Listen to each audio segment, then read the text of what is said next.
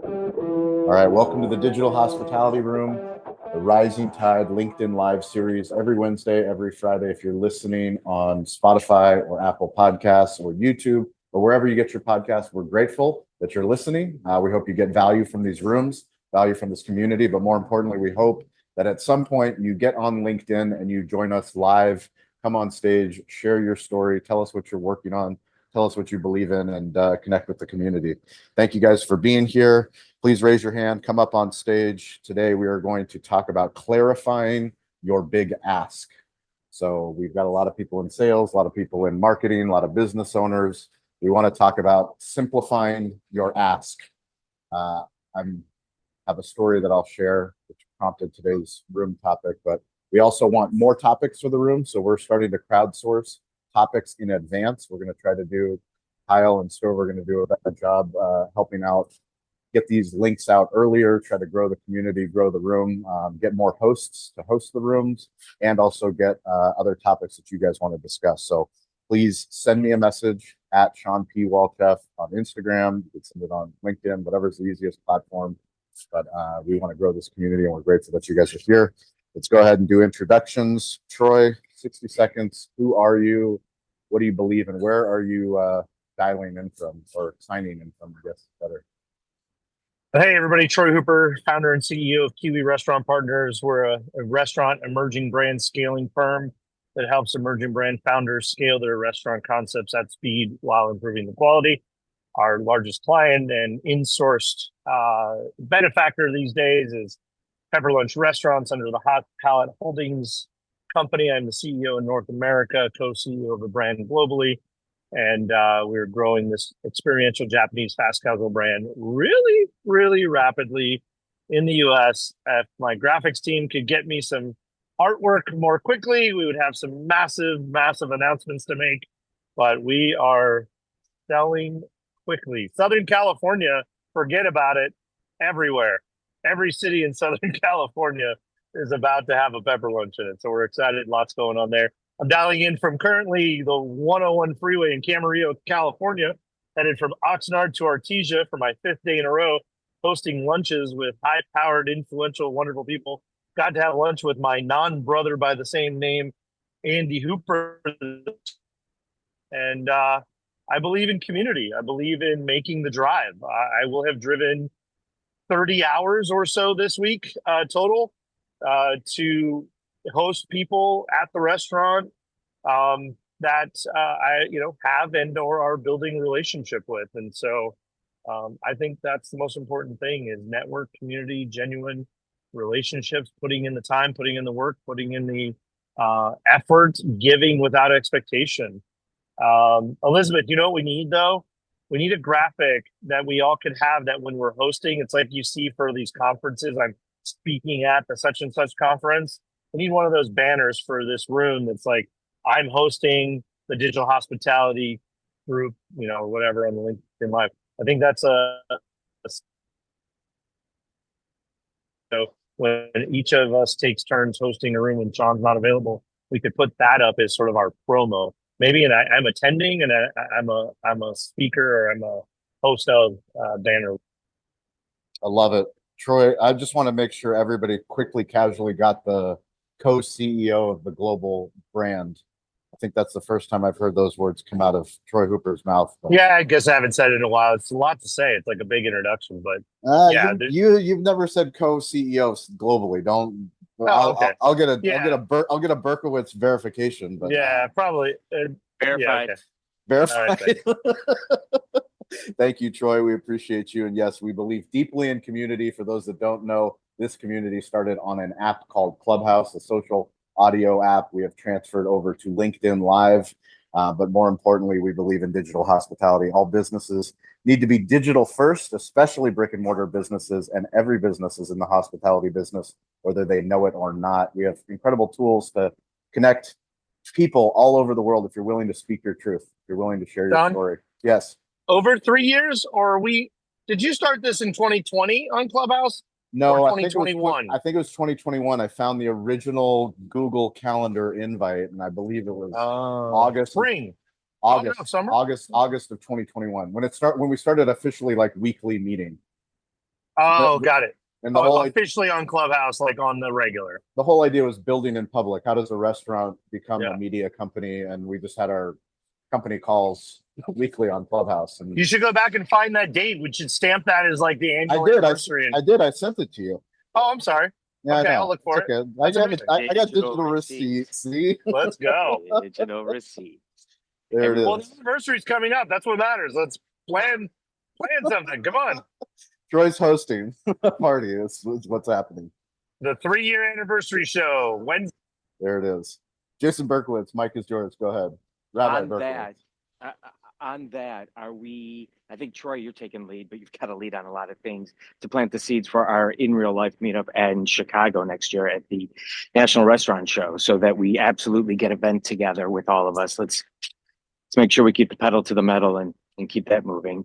With that, Jason Berkowitz, longtime restaurant operator, partner, and founder of Arrow Up Training.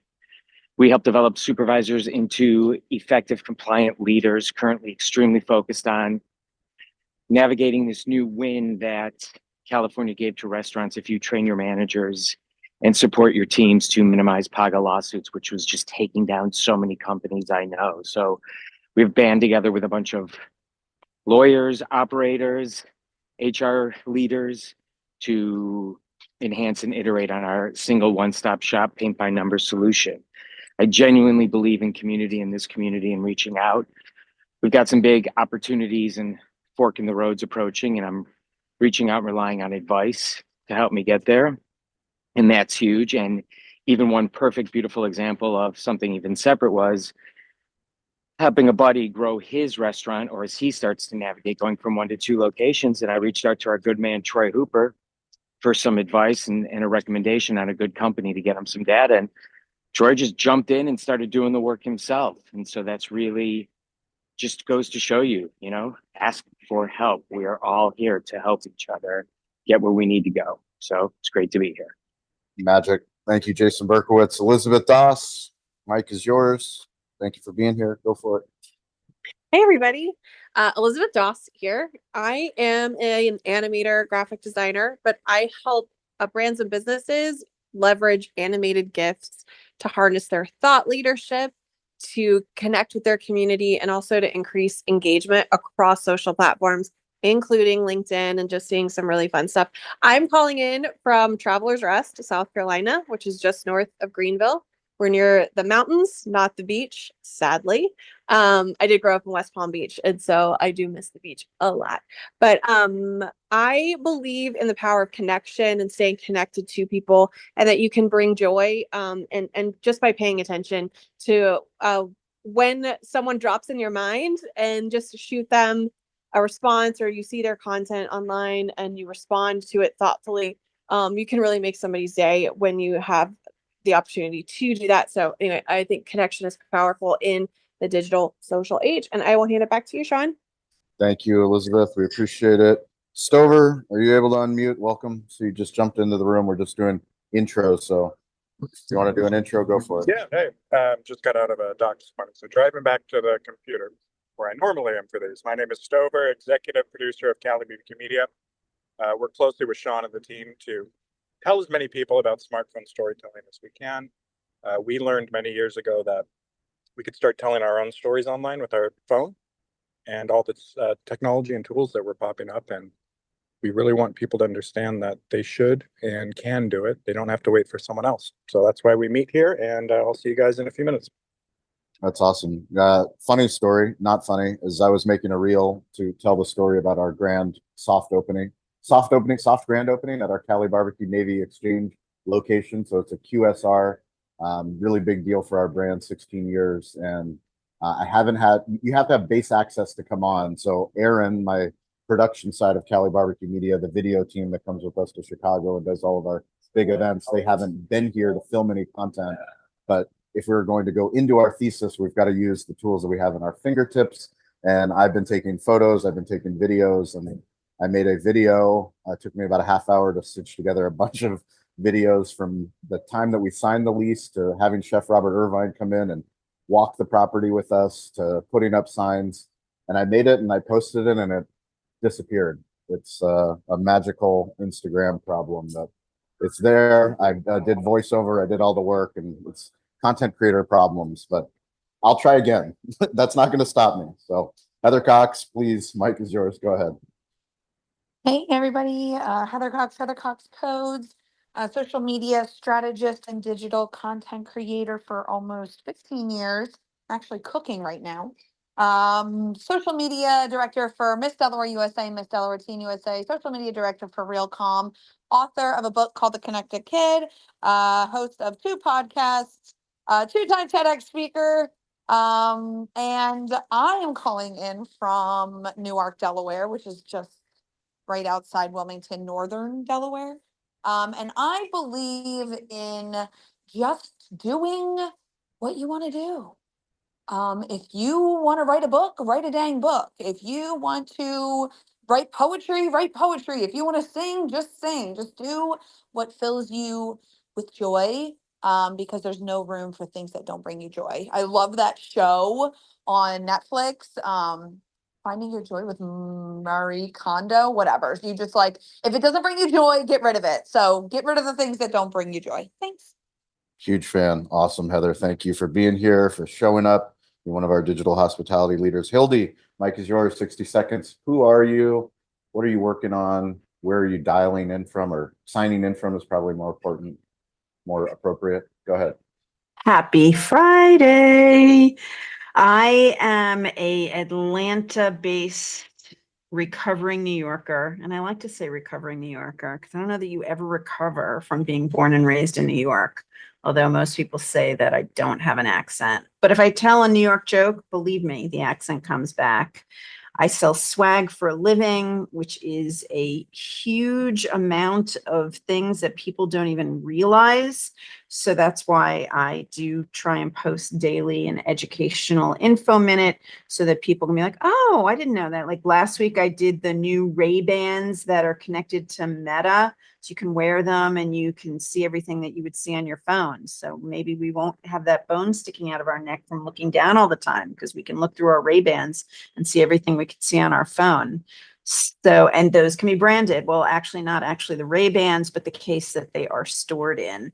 So you never know what can be branded and what cannot be. And currently, I believe I have an extra set of Pepper Lunch socks that I need to send to somebody. Anybody want to tell me where I need to send those? Because I do have a set and I would hate for them to just be wasted.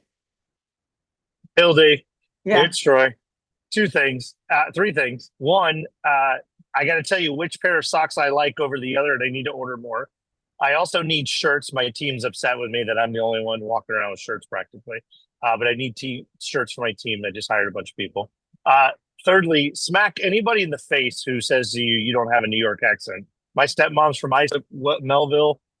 You absolutely still have your accent.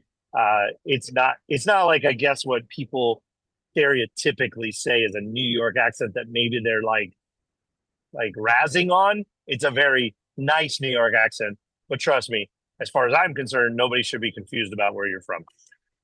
All right. Well, with that, before I give you back the mic, Sean, how many New Yorkers does it take to screw in a light bulb? None of your fucking business.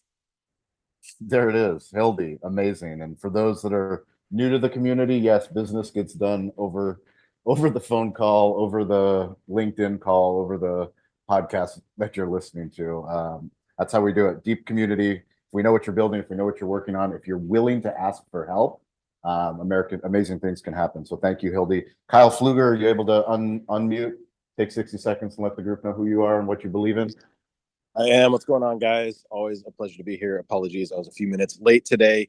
I am Kyle Pfluger. I am one of the team members here at Cali Barbecue Media. I am also the owner of my own company, Mithril Media. We specialize in all things web design, web development, helping businesses figure out ways to stand out online through beautiful, gorgeous websites. What do I believe in? I believe in this weather that we have in San Diego because it is picture perfect. I'm currently strolling through my garden, talking to some amazing people, and it is a beautiful day to be alive. So happy to be here on a Friday and looking forward to the conversation. And just a quick plug for Kyle's Instagram account. If you guys want to follow Gardening, follow Kyle's Instagram account. What's the handle, Kyle? Good looking out, man. The handle is Flugs Plants. I will drop it in because my last name is an absolute pain in the ass to spell, but it's PFL. PFL. Those Germans like to do weird things. PFLUEGS Plants is the Instagram handle. All kinds of fun stuff in there. Trying to keep our garden alive and having a lot of fun doing it. Kyle has an amazing gardening hat, one of those big giant Yeah. straw hats that encircles his head. I'm wondering if we can get a branded one of that. Ooh, I love that. You know, funny, quick story, quick plug about that hat. We went to a fun, like, millennial-filled emo concert last year, and it was my first time donning a dad hat in this era of life. You know, it was like very nostalgic being a teenager, and I got to don this this big sombrero-looking hat. And I got to say, all the other now elder millennial dads like myself, they're all a little jealous. So I fully endorse those hats, especially when you got a big bald head like myself. No, you always have me at elder millennial or fringe millennial. Well, Or check out this guy calling millennial himself an elder millennial. joke. Hilarious. This young guy.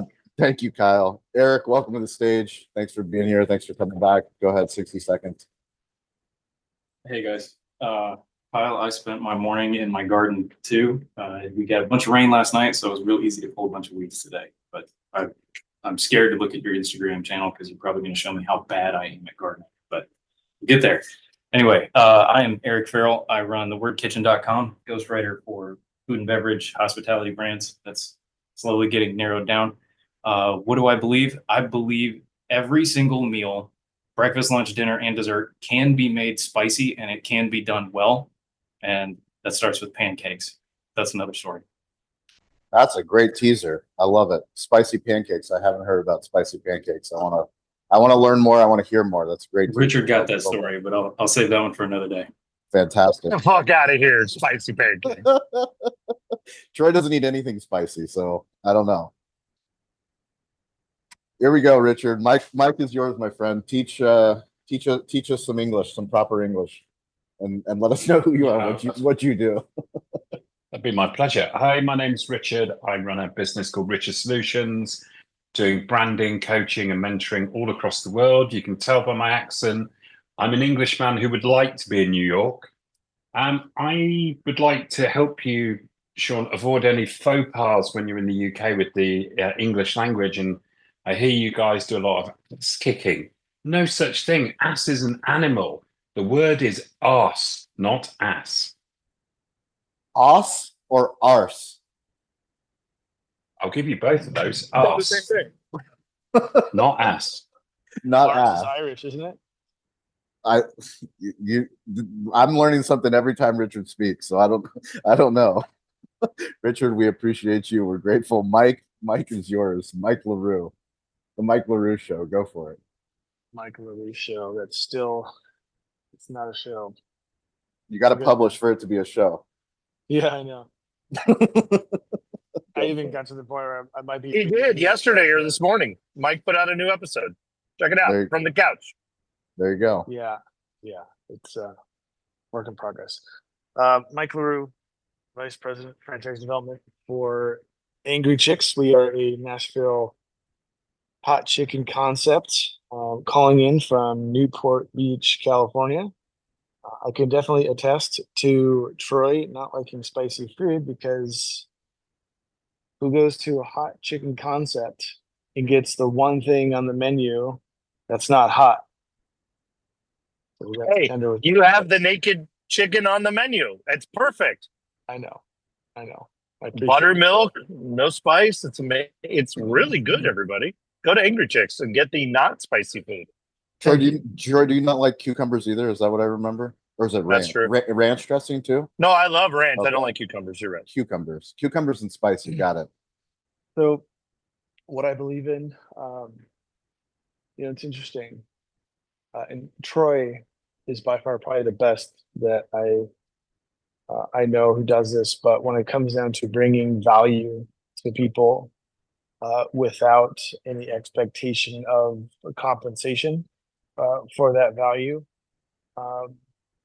it's just proven time and time again when I'm working with someone or talking with someone and they need some help and they want some guidance or there's a group I'm talking to who's looking to sell their franchise, and they say, hey, we want you to advise for us, and say, hey, I just want to help you guys make sure you put you guys in the right direction. And if it turns into something awesome, if not, just as long as I can help. And I feel that it's it'll pay in dividends in the long run. I'm complete. Love it. Thanks, Mike. Thanks for being here. Mercedes, welcome to the stage. 60 seconds. Go for it.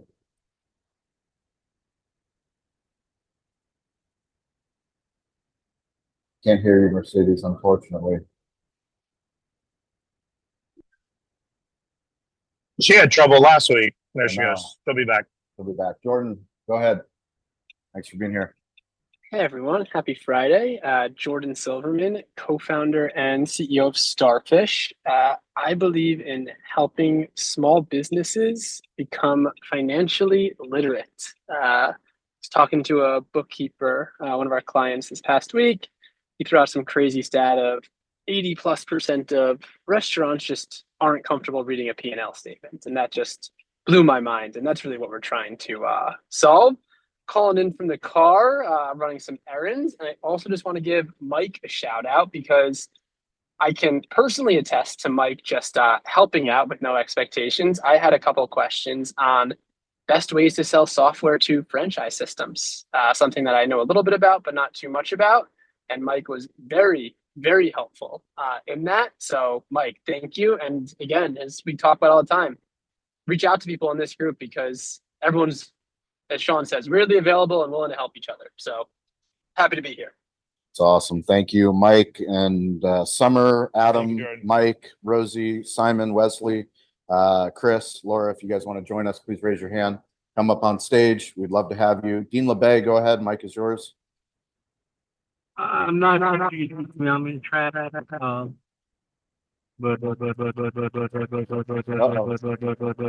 We can't hear you, Dean. You're in the vortex. That was sick as hell. That was sick. That was so awesome. That was so good. That's recorded. I want that audio. Dean, that was fantastic. You be safe. Can you mute? There you go. Dean, are you okay? Dean, Yeah. be safe. You get somewhere safe, and then we'll let you share. I'm gonna need a cut of that. Another one of my hobbies is making lo-fi hip hop in my garage. So I'm gonna need that for one of the upcoming lo-fi dad tracks, please. You got it. Yeah, somebody needs to make a banger out of that. Thank you. There you go. Done. Rosie, welcome to the stage. Mike is yours. 60 seconds. Go ahead. Hi, it's so good to be here. Yeah, I am a self-taught baker and I've been a part of this group on and off. And this is like the first time this summer that I've been able to get on the stage because it's not, I'm actually sitting here shucking sweet corn that I'm going to freeze this afternoon. So this is great. And I believe in this community. I believe that I'm a part of this community and I just appreciate all of the different aspects of the topics of people that we talk, what we talk about, what's got, what's brought up, what's, just all the things that are discussed, and then all the laughs. Like that was so awesome. But I am scheduled next week to record 2 more episodes on my podcast that I've started, but I haven't published anything because this summer got a lot more crazy than I thought it was going to be. So, but here I am. So anyway, it's good to be here today. Awesome. Thank you, Rosie. And anybody down below that wants to join us, just raise your hand. Today's topic is how to clarify your big ask. So clarify. If you confuse, you lose. I'll share a short story about a new mentor of mine. His name is Chef Robert Irvine. I was fortunate that his PR firm reached out to us, I don't know, probably a year ago, I want to say it was, maybe less than a year ago. And I got to interview him on our Restaurant Influencers show. I made special attempt, as I do with all my guests, but especially for the high profile ones, to do a lot of due diligence. I went back through as many interviews as I could listen to, as many videos that I could watch, questions that were asked of him, content that was online, content that he published. He's very active on Twitter. He tweets a lot. Like he is a incredible communicator on Twitter. And I went back through all of his tweets to find his first tweet to Gary Sinise. So Gary Sinise is Lieutenant Dan, for those that know, in Forrest Gump, one of the most famous actors in the world, and Robert Irvine and Lieutenant Dan, Gary Sinise. They do incredible work all over the globe for our military. They give back all the time, but he used Twitter the same way that we used Twitter and the same way we use all of these digital tools in our fingertips to establish a connection, to simplify a big ask. He was willing to ask Gary Sinise if he could participate in an event that Gary Sinise was putting on. They didn't know each other at the time. It was just a tweet. It was just a digital communication. Some of the craziest and deepest connections that I have are because I was willing to tweet, I was willing to DM, I was willing to respond, I was willing to reach out to people that I was like, there's no way this person has the time to respond to me. But he did that. I had him on our show. We had a great conversation. And after the conversation, we connected. I connected to his PR team. I connected to him. And he said, if you ever need anything, reach out. And obviously somebody that's as busy as he has, I believe, 13 different companies. He has over 7,000 employees. He's running brands. He's giving back.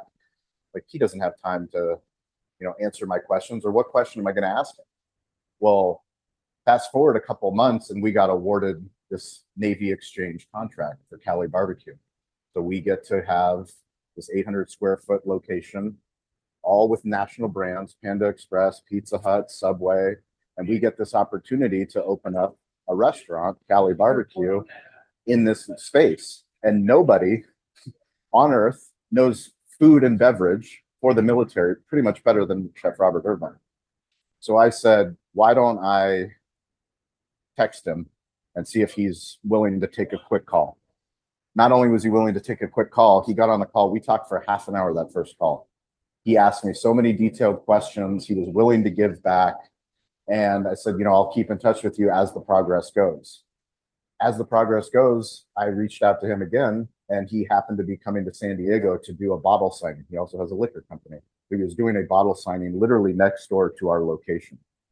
And because I was willing to simplify the big ask, because it wasn't a big ask for him, and because he was willing, he came and did an entire walkthrough with me and with our team, literally Restaurant Impossible. Chef Robert Irvine was walking through our space, giving us free advice. It was absolutely incredible. I'm eternally grateful. Yesterday on the way to our soft opening, I gave him a call. He picked up in Lithuania.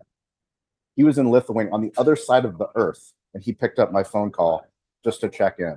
So my question, the topic for today, is how do you simplify the big ask? How do you make the big ask? Who is the big ask that can help move your business forward? What do you want to do, and what do you plan on doing? Or if you have a story of a big ask, share it with the group. Troy, kick it over to you. Go ahead, my friend. Yeah, I think I'll get tactical on people who might feel stuck in that, or might think that their big ask is one thing when actually their big ask is another. I think a lot of times, as we get mired in analysis paralysis, or we think of what we think we need is kind of like when you think about a problem, a symptom versus the core of the problem, right? Same thing when you're trying to build something, or you need help, or you need advice. I think a lot of times people get stuck in either the little detail, or I want to be the biggest thing on the earth. It's kind of like one end or the other. And the answer is somewhere in between. So my advice and my thought about how to distill your message down to what the actual ask is one, write it down. What do you want? What are you trying to accomplish? Why are you trying to accomplish it? Who should care? Who is the customer? Who is the employee? Who is the support system? Who is the vendor? Why? Why? And it comes down to 7 whys. Some people say 5 whys, 7 whys, 9 whys. Just keep challenging what you think the ask is, and ask yourself why.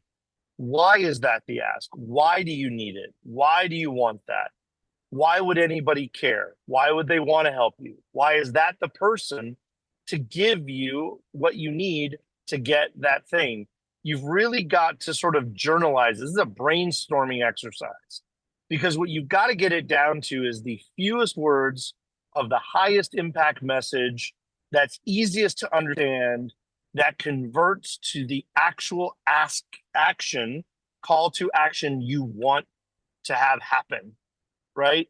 And so also realize that, like what Sean's story says, is there's 90,000 ways to get in the door, right? There's lots of doors, lots of top of funnel, lots of avenues you can take. Take the one that gives value to them, right? Give value to them first. Jab, jab, jab, right hook. Give, then ask. I want to know Chef Robert Irvine. Chef, I don't know what in the world I could do for you. Here's who I am. Here's what I do. Here's what my network's all about. Here's what my community is all about. Is there anything I can do to support something you're working on? Do you have an event? Do you have a product you're rolling out? Are you doing, a speaking engagement? How can I drive you value? And he'll say, man, don't worry about it. I'm good. I've got the world at my fingertips. What can I do for you, right? Give value first. If your intent is to give value and humbly ask for an opinion and advice, it's all in the simplicity. So distill it down to the simplest message. That was great tactical advice. Thank you, Troy.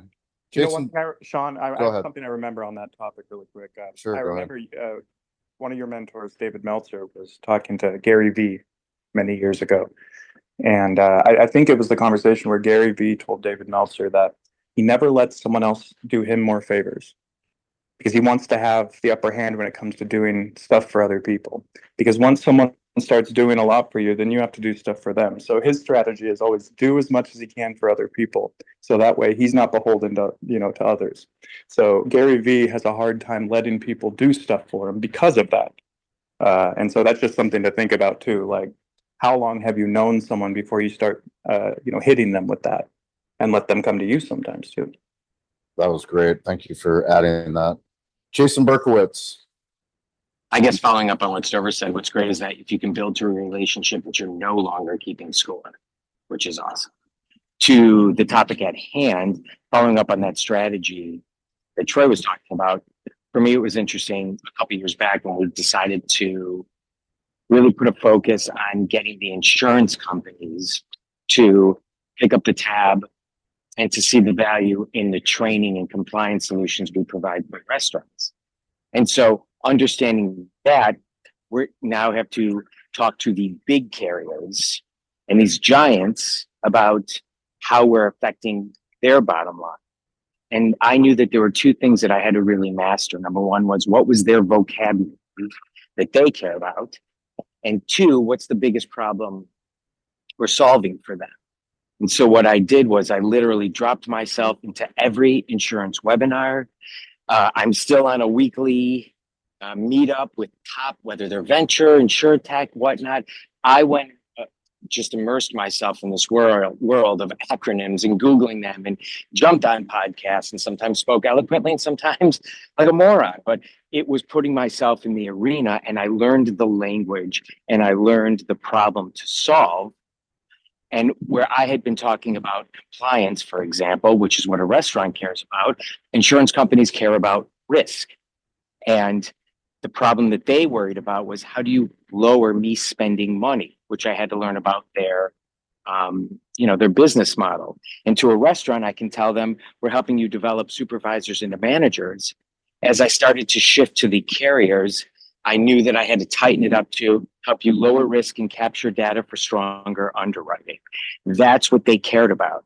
And so then as I started to move in, dialed in, what I said was, I want to have a bunch of small pitches to micro carriers and what are called MGAs and MGUs that I could sort of practice with. So as I got onto these bigger conversations, I was able to speak directly to them. And thank God I did that, because that's where I learned to talk about risk over compliance. When I started to get to these bigger meetings with QBE and whatnot, I was able to be very direct and use the language they use and solve the problem they care about in that way. And so that's how I have been working towards navigating my way into this larger movement. I love, learn their love language. Every single industry, every single business, they have things, they have buzzwords, they have, SMB, mid-market, enterprise. It's all like restaurant tech world. But if you simplify the language, or if you learn the language that they care about, now you're playing a different game. We talk about digital playgrounds all the time to remove the logo, audio, video, words, and images. All we're talking about is storytelling on all these different platforms. If you're willing to speak your truth, but in Jason's example, he's willing to go and learn what do the insurance people care about? Like literally going and learning what do they care about and then simplifying it so that you can bridge the gap. That was awesome, Jason. Thank you. Elizabeth Doss, how do you simplify the big ask, your big ask? Yes. So I was trying to, when I saw that the subject of the room, I was like, this one's interesting. Because, thinking through what even is my big ask, and I guess it's very important to start to think about what that is. And I guess as a small business right now, my big ask is for referrals.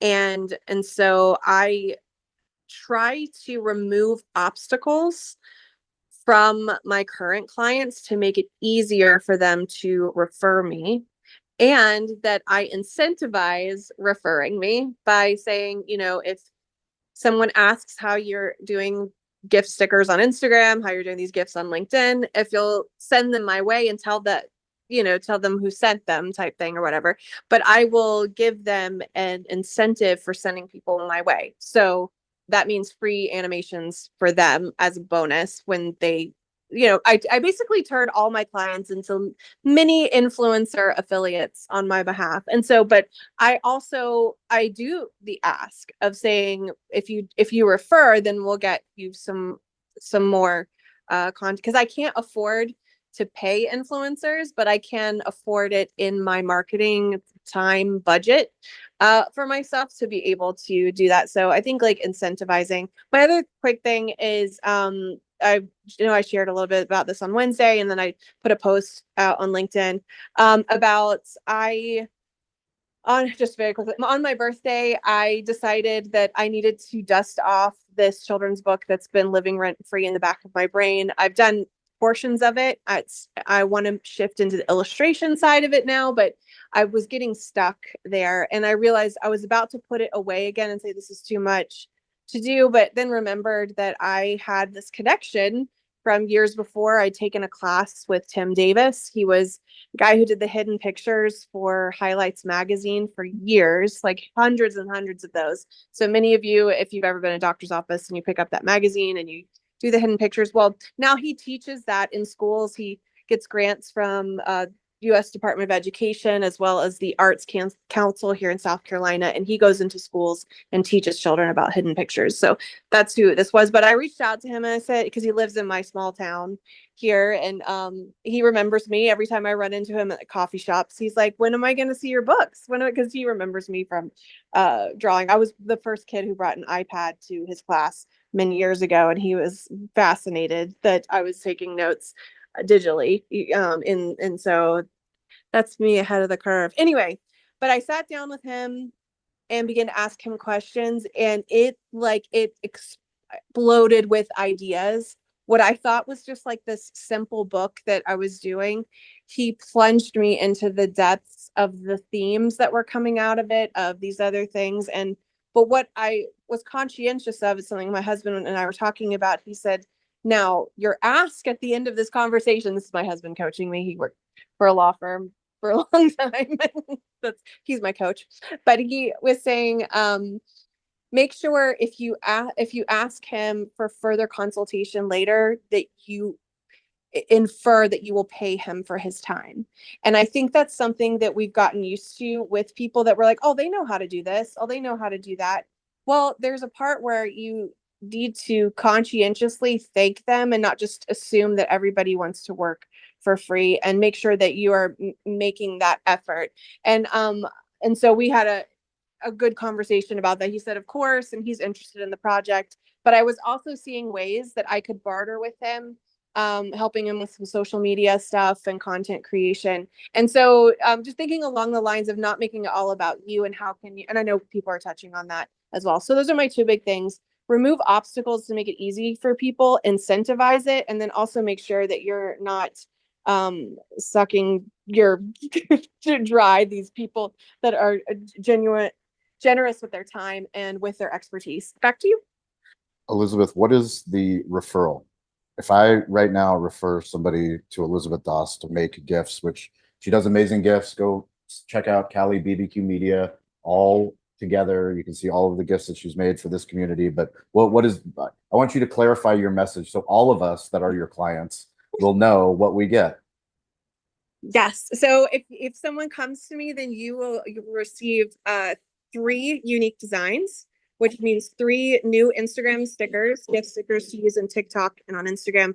And then if it makes sense, the solid version of those for you to be able to use in Instagram comments on LinkedIn across the social platform. So it's 3 unique new designs that you get from me. Fantastic. And I like how, go ahead. sorry, I like how Sean just called out, what am I going to get? And then referred 20 people on the phone. Exactly.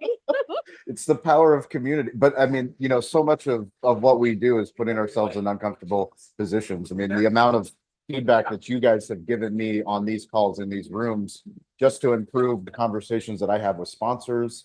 You know, I mean, that was part of the reason I wanted to talk about this today is like, we're asking for a lot of money now from sponsors, and it's a lot more than we've asked for in the past. We have value, we believe in it.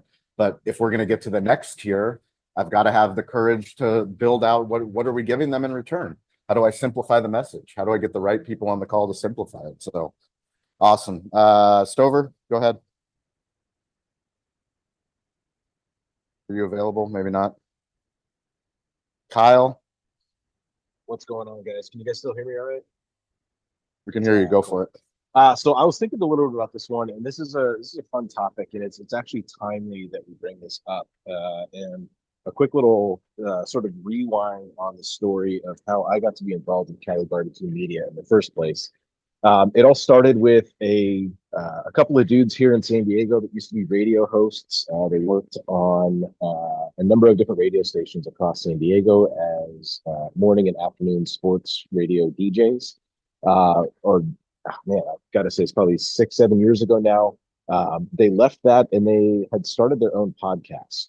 And they were ones that I had followed at the time. This is when San Diego was waiting on pins and needles to figure out if the Chargers were staying or leaving. So I had regularly tuned into their radio show, and I was pretty bummed when they left radio. But I was excited to hear about the podcast. So fast forward a little ways.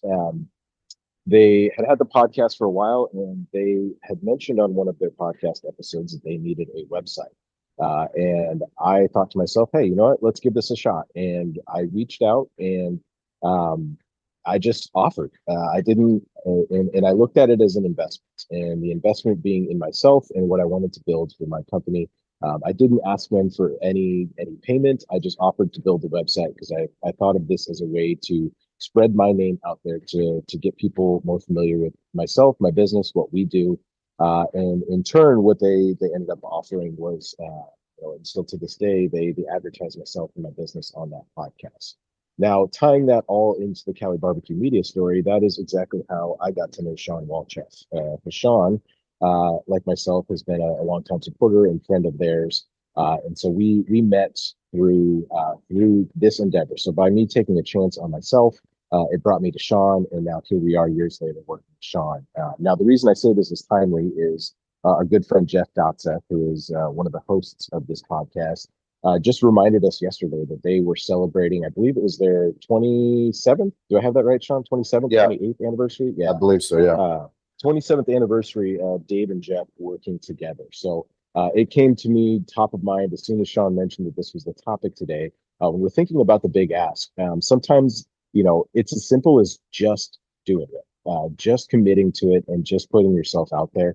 And I think whenever we're making these big asks, the most important thing that we can do is highlighting the value of what we're bringing to the table. moving away from the dollars and cents, moving away from the tactical, focusing from a strategic level on what is the value of what we can provide. And I think by doing that, it opens up the conversation in a different way and provides us opportunities that we might not have.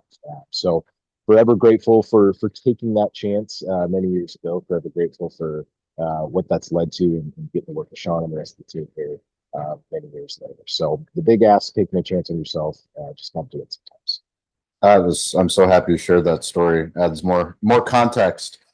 Stover? Yeah, I wanted to talk a little about being a reporter, and it's funny. Time and more time is going from since I was a reporter at a newspaper, but certain things still stand out to me, and one of them was when someone gives you an assignment, you're not allowed to say, "I can't get a hold of that person," or "They didn't respond to my calls." It's just not a thing that journalists do.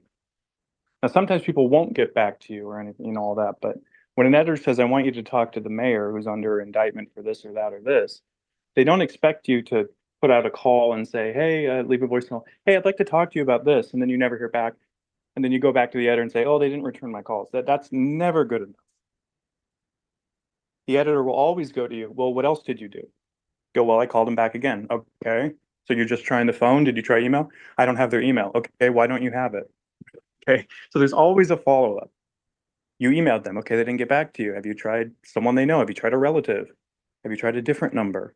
There's always something else, because usually people give up when they're trying to get something done or they're trying to ask someone something, because it seems like there's a lot of roadblocks and obstacles. But a good reporter knows they have to be annoying. They have to step on people's toes. Their job's not to make people happy. Their job is to gather information, put it out. And ultimately, I had a really good track record of getting interviews from people, because sometimes you have to knock on their door. Sometimes you have to wait outside their work. I'm not advising you guys do that when you're pitching people, but keep that mentality in mind, because sometimes people want to talk to you. They just don't know you're trying to find them. Sometimes they want to do business with you. You don't realize that they're about to ask you, but they just haven't got around to it. And ultimately, the thing I always think of when asking about big asks is it might seem like a big ask for you to ask someone something, but it doesn't mean that from their point of view, it's big. It might be a small thing for them to do for you, but it's big, has a big impact on you. So keep that in mind when you're thinking about this, because what's one person's big ask might be an easy favor someone can do for you. That was awesome, Stover. Thank you for bringing in I love when you bring in the journalism mentality, the reporter mentality, and we have the amount of tools that we have, these digital tools and physical tools of showing up in person, doing the work, coming to rooms like this, networking, asking for help. It works. That's just it. It works. One thing that young reporters don't do that we used to do is actually show up at people's doors. Just knock on their door and ask them a question. I have never met a young person where that's been standard practice. Everyone is scared these days to go to people's doors, and maybe rightfully so. Go to their At the doors. end of the People are day- scared. People are scared to say hello and Yeah, I welcome. know, right? But you can leave a note on someone's door. I mean, I knew a reporter, just real quick, who would find a way to talk to people in grieving situations by giving them a note inside of a Bible he would go and buy for them. The Bible showing them that he had faith, and the note just being a sign, just some way to personally reach out to someone in pain and say, "We're going to write about this. We'd rather you have a voice in this story." And it worked every time. There it is. Thank you, Stover. Heather Cox, how do you simplify the big ask? Oh, okay. I'm so glad that I'm in this room today, because this is what I've been currently working on. I just finished my book and, doing the podcast stuff, but now like those are all like, okay, I got all those systems down. I've got everything done. Like all you need to do now is just like content creation and marketing. But on the social media agency side of things, business has slowed down due to, the economy, especially in the restaurant and hospitality. I just read an article about people eating in more now and going to the grocery store and cooking at home more. And the hospitality industry is feeling that. So because of that, this is the first time in 15 years that I've had to start cold calling. So I was like, okay.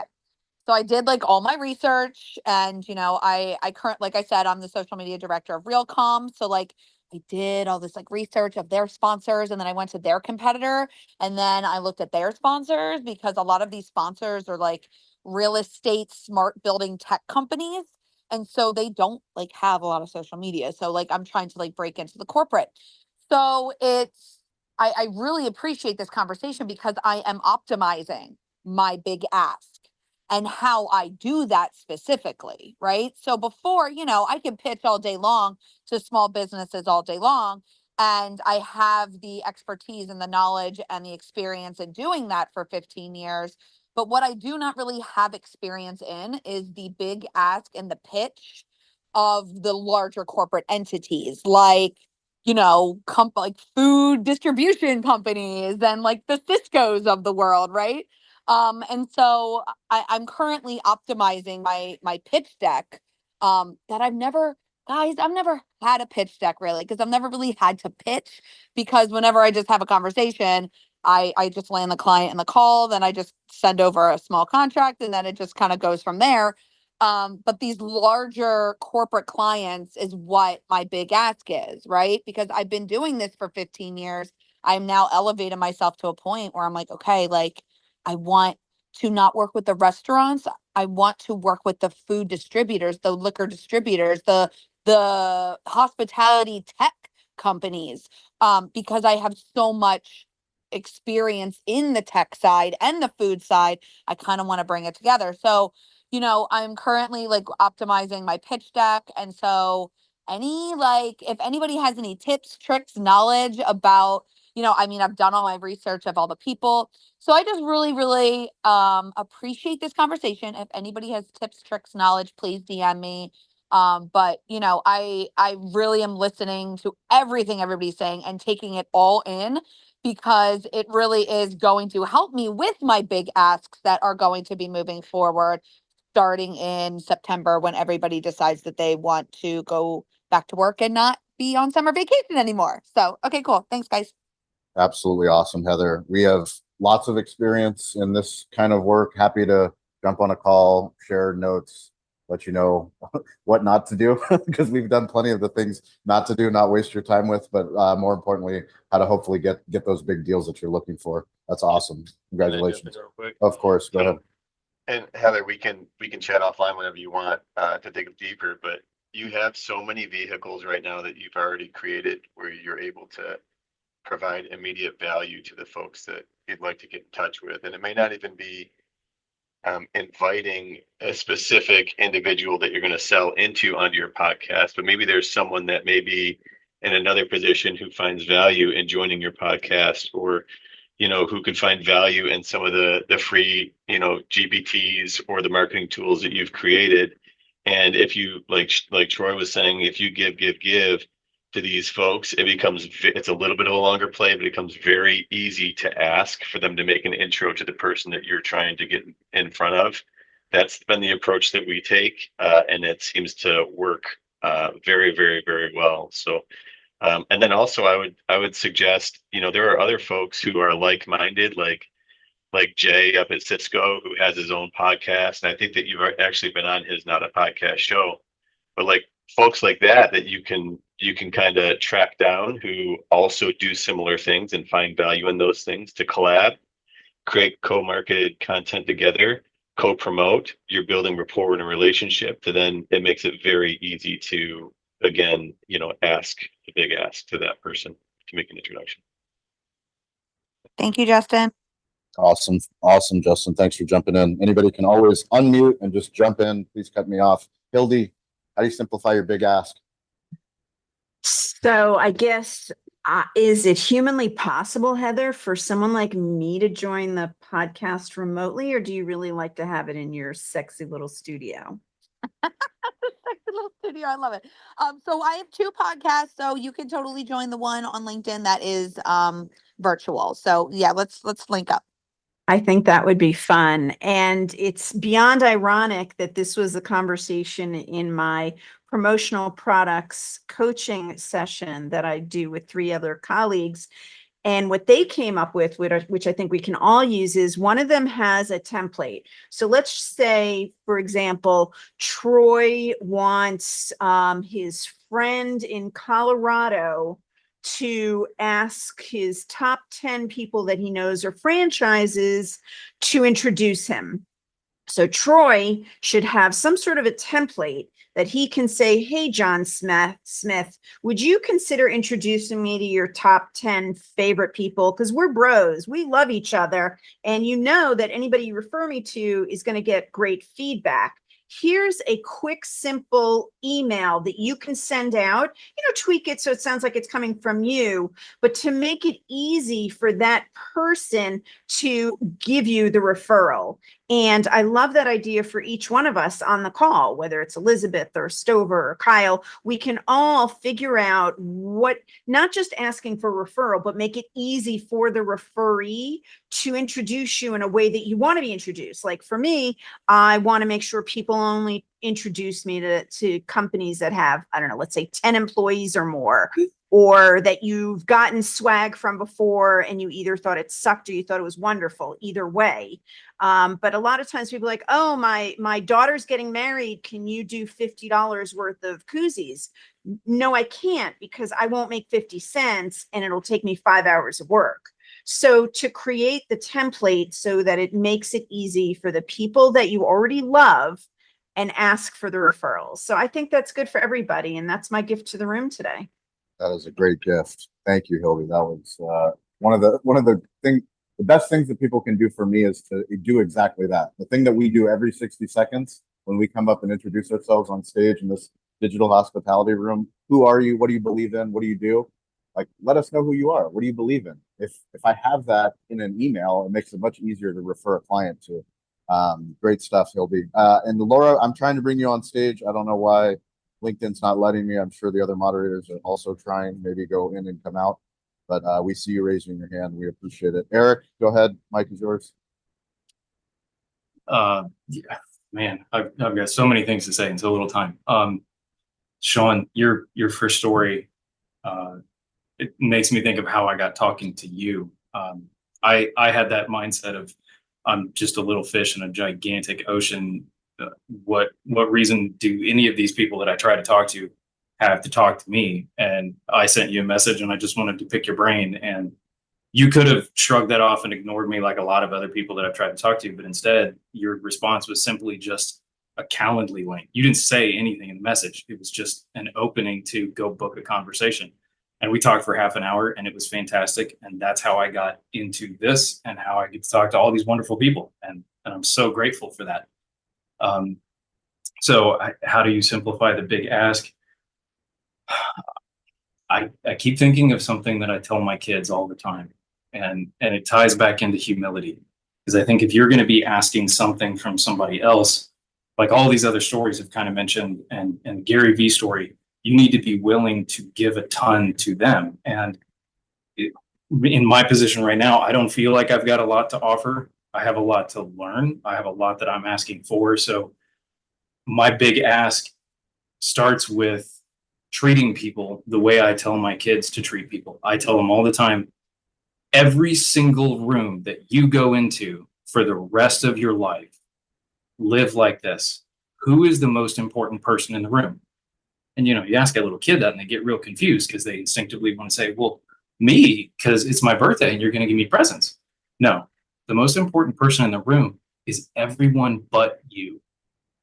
And if you live like that, you keep humility at the front of your mind, and that is your radar. People will sense that, and people are willing to give more. It makes the big ask easier because they're more willing to give, but it also shows that you are willing to give. You're willing to give the most vulnerable part of you, and you are starting with showing respect to everybody else. And anything that you do ask for, whether it's big or small, whether they see it as big or small or not, is irrelevant. But you're starting the conversation great. So that's what I got for now. So grateful, Eric, that you sent me a message on LinkedIn. You made the big ask, and it wasn't a big ask at all. To the other point is, this is a community that's weirdly available. Not just me, but every single person that's up on stage and that's down below. We care about growing the community. We know a rising tide lifts all ships, and we're just grateful that you keep coming back and you keep coming on stage, unmuting, sharing. It's awesome.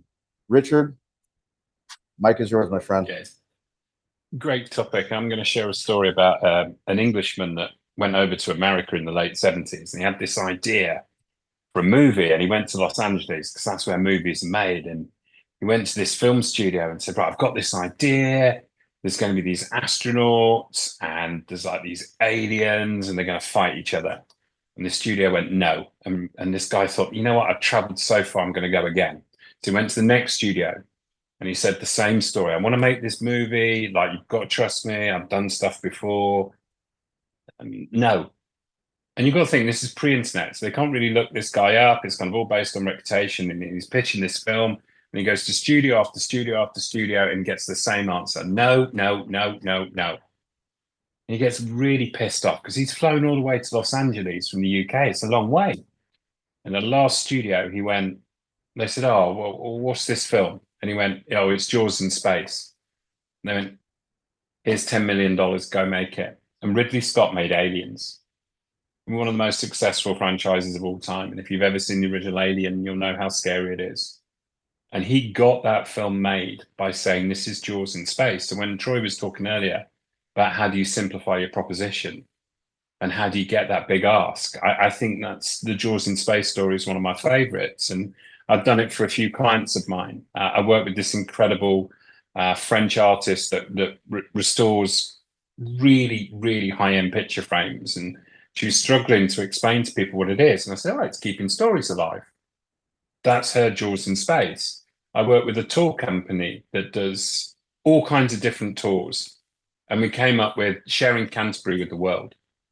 What's your Jaws in Space? Make it easy for your consumer. By the way, a new Aliens movie is coming out. It was in the trailers last week when we took our kid to the Minions movie. Why they're running Aliens trailers during Minions movie trailers, I don't know. But two things Troy doesn't do: spicy food and scary movies, and heights. Three things Troy doesn't do. Heights. And if you want to make Troy happy, send him height videos on Instagram. He loves. He's such an ass. He sends me videos. Troy, can't you add school to that list? Oh, Troy, my friend does that to me. I thought high school. I hated high school. Yeah, I love learning. I hate school.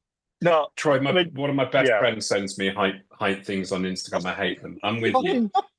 This guy, just so everybody knows, this guy knows it. And out of the blue, at like 2 p.m, I get a video of a guy at the top of a tower, 8,000 feet in the air, like hanging on by his fingernail. I was like, look at me, I can do this. And just because I want to conquer the world with you and climb a mountain, climb every mountain. Hey, what do you?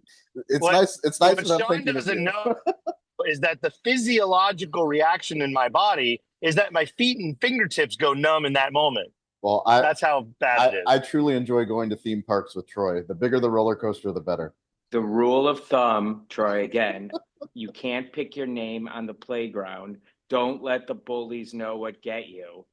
You have to show it. You have to. I love this, Sean. Sean and I have been to Legoland. That's about as severe of a. Let's just put it this way. Troy didn't get on any rides at Legoland. You let my 5-year-old daughter get on all the rides. He's like, I'll sit this one out. You guys are good. We love you, Troy. Richard, phenomenal story. Jaws in Space. I shared the book Face to Face, which is the Brian Grazer. He has a similar story. When his first big movie was Splash, it was about a mermaid. He couldn't get the movie sold. He kept selling the mermaid. And then he's like, we're not selling the mermaid story. We're selling a universal theme. I stopped pitching the mermaid story and I started pitching the theme of falling in love with someone you're not supposed to fall in love with. It was universal, and that's what sold the movie. That was the big hit. Face to Face, and it's also A Curious Mind. Brian Grazer, phenomenal book. Mike LaRue, go ahead. While we wait for Mike, hang on one second. By the way, if Splash doesn't get made, Tom Hanks might not be who he is. Tom Hanks' first major hit, one of my first movies ever seen in the theater live. There it is. Fun fact. How about that? Fun fact. Go ahead, Mike LaRue. Friday fact. Go ahead. This is a killer topic and a ton of good information. So I appreciate everyone sharing. I can't, I've been thinking about a specific situation where, um, a specific situation that had a big ask, and I can't think of anything top of mind, but what I can say is my best success in kind of making that ask to anyone is really going in with um, just without any expectations. Well, outside of, how can I just bring some value to this person? And it's not necessarily me bringing value, but that's just the mindset. But I always edify, you know, um, whomever I'm talking to, just you're doing a little bit of research. It pays to invest a little bit of time to understand who you want to call on, but it's really edifying that person and just saying, hey, I appreciate what you do. I respect it, whatever. You guys are successful. I love following you. And then not necessarily, I think it just kind of depends on who I'm talking to. But it's not always a direct pitch. It's like, hey, I respect what you've done and what you've built. Not really sure what your growth plan is, but we would love to have you take a look if you guys are open to expanding or whatever that looks like. And I think when you allow people to, if you give people the window to not necessarily have just a yes or no answer, it takes a lot of the I think pressure off of them giving you an answer, if that makes sense. So I'm not sure if I'm being clear or not, but I also look at when people, like, I get pitched all the time, and honestly, Jordan's a perfect example. And Jordan reached out and said, hey, like, I'm not looking to sell anything. I just want to learn a little bit more. And when you do that, I got on a call, learned more about what he was doing, and it's like, damn, this is actually really cool stuff. We could actually get some value in this. So I think it's just leaving the opportunity for whomever you're talking to not just pin them into a yes or a no answer has always worked well for me. That's great. Thank you, Mike. Appreciate you, man. Rosie, how do you simplify your big ask? Go ahead. Well, I was really glad when Elizabeth got on and she was vulnerable, because today I was like, oh, I have this free day. I'm going to get on stage and just really enjoy and try and participate. And then I saw like the topic and food, because this summer. Rosie, you're cutting in and out. Are you Big things. Are you on Wi-Fi or not on Wi-Fi? Maybe get in a little better spot. We can't hear you. Go ahead. That's good. Can you? Yep. Can you? Yep. Okay. Go ahead. Yep. Okay. So my summer totally changed when I got back from our vacation with my mom. I got asked to do like kind of pretty consistent catering job through the month for a local business, which was awesome. It was like perfect what I needed, but then kind of everything else got stalled between Trent traveling and my kids' schedule, and then just being really consistent with this catering and wanting to do like a top-notch job. Because the thing that I've started doing this year is every little job that I've taken, I've looked at it as, you never know where this job will lead. So do the best that you possibly can. It doesn't have to be perfect, but do the best that you possibly can. And the awesome part was that because of that catering job, then all of my jobs just kept picking up. So I was doing a lot of, like physical baking and catering, which was great, but it kind of took up all my time. So all of my plans just got rearranged, which is fine, because in the process, it really amplified what I do want to see in the next year. And so what I was doing, it was great for the time being, but I don't want to be doing that in 10 years. So I started to wean out, like, what do I want? What do I what don't I want to be doing like next year? What do I want to see different? So I would say I'm developing. I appreciate like what everybody has talked about and said today, because that's what I'm working on, is clarifying and getting ready, to really write down and then be able to ask, like be in a position then where it's like I've published the few interviews that I've had on my podcast, and the cookbook is actually like the baking decorating book that I'm working on, taking pictures for, like that's actually like I can see that, that was something I wanted to come out like in November or end of October, so it could be kind of like Christmas gifts. But anyway, so I don't know. So for me, thank you for this room. It was really good because it helped me just to get a little more clarification on what I would ask, or not being afraid to ask when I get some time to breathe once everybody kind of goes into the school mode. Rosie, there's a lovely expression that they use at Jack Daniels. In fact, I think it's written on one of the walls in one of the barrel houses. I'm pretty sure. And their expression is, every day we make it, we'll make it the best we can. That's one of the world's biggest brands, and you've got the same philosophy. Kind of pretty cool, that. Richard, you want to know something magical? I have a picture of me at that sign at our restaurant in Spring Valley.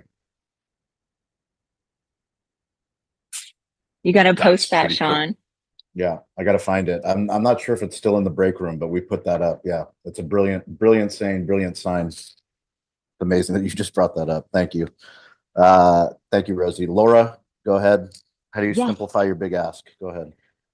So I really raised my hand earlier because I just wanted to offer any assistance I can to you, Heather. Thank you for being vulnerable and sharing that it's kind of come to the place in your funnel with all of your work that you've done that you need to start doing some business development, which after 3 decades of working in business development, it's inevitable that you will hit that place while you've been focused on creating and building all these other things.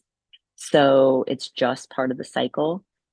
My absolute favorite thing to do is a presentation. And if I could be booked solid on nothing but doing presentations and learning about restaurants every day, that would make me the very most happy person. And so my pitch deck, I try to enhance it and make tweaks to it and, improve upon it with every pitch. So if I can be of service at all in helping, take a look at what you're working on, share what my pitch deck is, and give each other feedback, I'd appreciate that. And Sean, it sounds like you're doing the same thing with pitches. So I'd love to see what you're doing and see if we can encourage each other to get better, and anybody else in the room. Awesome. Great. Thank you, Laura. That's fantastic. Mercedes, go ahead. Thank you for making it, your persistence. Go ahead. Go ahead. You Can you hear me? Go ahead. Oh, thank God, finally. Persistence and consistency. I tell you what, it gets me through the day. This topic is so interesting because I was just at a networking event where I got named the VP of Education and Programs for HASMA. And I had the president ask me for HASMA, who is your ideal client? Like, who can I make you an introduction to? Right. And I looked at him and I said, anyone. And he looked at me and said, no, seriously, like, who's your ideal client? And I said, anyone. And he's like, what do you mean? And I said, everybody you know will celebrate a birthday this year. Everybody you know will have a special occasion, such as a graduation, such as an engagement, a baby shower, anything of that nature, right? And anyone will do that. And probably everybody he knows has a company that they oversee that will be having a company party this holidays. And he looked at me and said, wow, you really can pitch to anyone. My restaurants are really versatile, right? So anybody can be my ideal client. He's like, so you work with like green planners, like people that don't know what they're doing when they're planning? I said, almost 90% of my planners are green planners. They've never planned anything in their life, right? and I embrace that and I make it really easy for them. But yeah, it just made me realize that like sometimes your ask is that it doesn't have to be overcomplicated. You know, like I could have said, anybody that has people in their party that's over 21, I have venues that aren't for over 21s, right? Like I could have overcomplicated it, but I simplified it and that's what makes it easy, right? So my daughter, everybody knows Lily's lemonade stand. So we actually did it. And we went to a park and at first she just started screaming, yell, lemonade, lemonade, lemonade. Anybody want lemonade? And nobody came up. They just all kind of looked at her like, what's wrong with this kid? Didn't know if she was selling it or whatnot. So she was like, Mommy, what do I do? Nobody's coming. And I went, do you want to go talk to him? And she said, yeah, just can you watch me? And I said, okay, go talk to him. And she went up to some people that were just sitting at the park and she said, excuse me, do you want to buy some of my lemonade? And some people said no, some people said yes. And when the people said no, she'd go, why didn't they want my lemonade? It's a hot day and it's cold lemonade. And I said, some people just aren't thirsty. And she just kept going. And somebody said, how did you train her to be such a good salesperson? I said, she's not afraid of the rejection. The problem with asking is we get so afraid of the rejection that we don't ask. So that's my thoughts today. And I feel like Gary Vee right now, because as we were talking, I started making a post for today that I had no intention to make. So you guys will see that come out shortly. That is an awesome story. Thank you, Mercedes. Fantastic. We're grateful for your persistency to get up on stage and share that. Troy Hooper, let's do tip, takeaway, homework assignment. Great room today. Thank you. Just start asking. You can't get the no's until you start asking, and you can't get the yeses until you've gotten a lot of no's. Remember that no's are not rejection, they are education. Somebody says no, learn from it. The easiest way to learn from it is to ask them why. Hey, no pressure, appreciate it. Thanks for the time. Before I let you go, can you let me know what about this pitch, conversation, offer, whatever, didn't work for you or why it's a no for you right now? Let them tell you why. Timing, money, not on my roadmap, I'm buried with it, whatever it is. Get a lot of no's. And by the way, the minute you stop asking and the minute you stop getting no's was the last no before you would have gotten the yes. You cannot stop asking. Just make it a high value learning opportunity every time you get a no. I love that, Troy. Yeah, we talk internally. We're trying to book a meeting with a meeting, not ending a pitch without getting another meeting, whether it's a yes or a no, asking them for feedback instead of just sending a proposal and then getting ghosted. Oh, we really want to work with you. We think that we can do great stuff. And it's like, hey, I sent you the proposal. Did nobody review it? Or now I'm circling back. No more circling back. Book a meeting with a meeting. Jason, go ahead. Picking up from where Troy left off and your amazing conversation with Kelly from Toast of how she talked about in her early days of sales calls. And as she said, it's all about the reps. And I know that's a common theme throughout this community is whether it's publish, promote, build something, content, reach out, say no. It's all about the reps. And I'm taking that to heart as we're, as I've talked about, sort of really focusing on this product that we're going to market with in California. I'm ready for a shit ton of no's. So there it is. Game on. Rabbi Berkowitz, can't wait. Elizabeth, tip, takeaway, homework assignment. I wanted to say one thing really quick to Rosie and anybody else who's listening on this call or listening on the recording of it on the podcast, because she said she was thankful for how vulnerable I was, especially after hearing what the topic was. And guys, I can't tell you how many times when Sean has announced the topic and I hear other people share, I'm like, oh my God, like I feel like I'm in the corner playing with my Legos and my blocks in the room with people, you know, who are in corporate boardrooms and all that stuff. But guys, we have this wide spectrum of points of view. And that's like the whole point of why Sean wants to host these rooms is one, to be able to practice, but also when we share that vulnerability, you don't know who's listening that might also have that question and might be afraid to ask it. And so I want to hear from everybody because it helps me have courage, to step out. So I wanted to say that really quick. But then in response to Mercedes' share, there's this guy, he did a TED talk about the 100 days of rejection. And like he fought with rejection his whole life, like that it paralyzed him. So he decided that he was going to try to be rejected for 100 days. And some of the asks were absolutely hilarious, but he shares what he learned in that. And what cracks me up is one of them I saw, one of his asks has become a thing that this company does now, especially during the Olympics. So anyway, you'll have to check it out. I dropped it in the comment section of this event. If you hit the three dots at the top and click view event details, you can see the comments and any of the links from these rooms. Anyway, back to you, Sean. Awesome. Hey, Sean, Yeah, go a friend of ours had a book along the exact same lines. Zach Oates wrote a book about going on 1,000 dates before he met his wife. Very similar. The book is really about rejection, but learning from each and every date what the ideal spouse would be, so that when he found her, he would know it.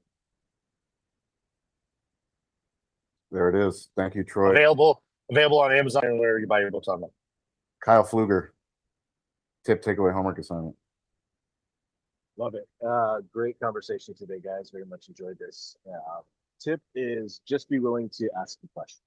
Don't be afraid of the big ask. Just go for it. Sometimes, sometimes you're gonna get a no, but for every no, there's a yes in there somewhere. So feel free to take a chance on yourself. Takeaway is these conversations just keep getting better and better. Every time I join this, I feel like I walk away with a new wealth of knowledge. And I'm so grateful for all of that from all of you guys. So thank you for the continued wonderful conversations. Homework assignment, get outside, get some sunshine, and enjoy whatever weather you've got in your area. Just get outside, breathe some fresh air, and take the chance this weekend to slow down, relax, and appreciate each other. Awesome. Jason, can you take it from here? I've got to go jump onto something. On it. Thank you. Heather. I just want to say thank you to Rosie for buying my book the other day because it lit a fire under my ass that day.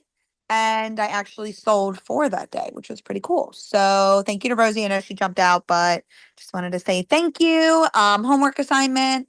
Yeah, go outside. I'm going to go do that. I'm going to go outside. All right. Thanks. Bye. Love your homework assignments, and that's awesome, Rosie. Hildy. So Mercedes has been spearheading commenting on my posts on LinkedIn. So I just wanted to express gratitude for that. I see you and I appreciate you. Everyone else does too. But like, I haven't really known Mercedes that long and she's showing me that random act of kindness. Could you imagine if we met in real life, we'd be hugging forever? Some of you on the call already know that. And so my other thing is, if any of you have podcasts, I'm a really great talker and I do tell good jokes. I would love to be invited to jump on podcasts with people, even if it's a LinkedIn, like Heather was saying. I would be fun and gracious and promote you as much as I could promote myself. Thanks, everyone. Have a healthy Friday. Love it. Thank you for promoting others. And we love when others promote you and share. Eric, it's great to see you continuing to show up here. Tip, takeaway, homework assignment for everyone? I'm going to say stick with the servitude mindset. Everywhere you go, everyone you talk to the rest of your life, the most important person in the room is everyone but you. I love it. Servitude mindset. It's fantastic. Did I cut you off? Did you have something else to add? Okay, we're going to go over Richard, who keeps blowing me away with those little quips and sayings and knowledges. Sands over the pond. What's a tip, takeaway, or homework assignment? Thanks, Jason. On Wednesday night, while I was doing the session with you guys, a client of mine sent me 2 bottles of wine. Well, I drank half of it. It's 7:30 in the UK, so I'm going to go and drink the other bottle. Cheers, everyone. I love it. All right, do some writing during that time.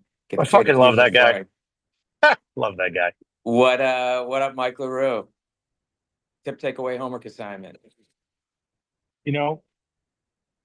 I would say maybe tip and homework. If you're looking to pitch or looking to just practice, I've done this actually several times. Find the most successful people that you know very well. And a lot of the ones that I know are not even in the same industry I am. Share with them what you're doing and who you're looking for. And if they know anyone that could be a good intro. And if those people obviously know you well, it's an easier connection. And obviously it's a good way to catch up with people you may not have spoken to in a while. Good stuff. Good reminder to reach out, connect. Just go in and have a conversation. Mama Bear, you're up. That's you, Laura. Are you able to unmute? All right. Mercedes, take us home. Oh, Laura. Oh, shoot. I'm back. Oh. Okay, sorry. I had a hard time with my unmute, and I love that you know my Instagram nickname, Mama Bear Wills.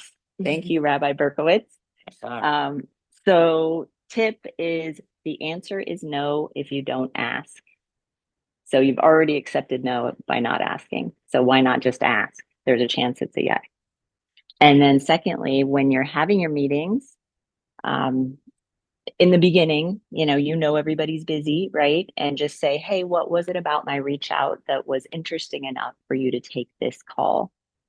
And in that question, they will usually share with you what they need, right? And without you asking that, they may not ever share with you why they took the meeting. And they may, you send them the proposal and then you never hear from them. But by them articulating that they have a need, it changes the entire process. That is so powerful. I love it, right? We've got both sides of the coin. Troy saying, hey, just need to know a little bit more about why it didn't work. You saying, want to know how it worked and why it worked and why you picked up my call. So amazing. Get positive reinforcement. Mercedes. I'm going to piggyback off that, Laura, and relatable equals reachable. And I think Gary Vee said that in his book, Day Trading. But yeah, you got to find out what they need and or what they like to do. And so I think that's so important in the sales sector. My biggest takeaway is you can't win if you don't start the race. It's just the truth. You can't win if you don't start. There it is. And I love it. I love it. Thank you, everybody. Thank you, the avatar of James Doss. With the real James Doss, please stand up. Mike, Summer, Thanks, love everybody. it. Sean, Troy, you. Elizabeth, Kyle, Heather. Oh, Sean's back. Nope, I'm doing it. Hildy, Eric, Richard, Laura, Mercedes. We will see you all Wednesday, and we will see you on LinkedIn. Everyone have an incredible weekend. And a second congratulations to Sean for opening up yesterday at the Navy. Thank you. Thank you. Appreciate it. You guys have an awesome weekend. Thank you. Have a Bye. great weekend, everybody.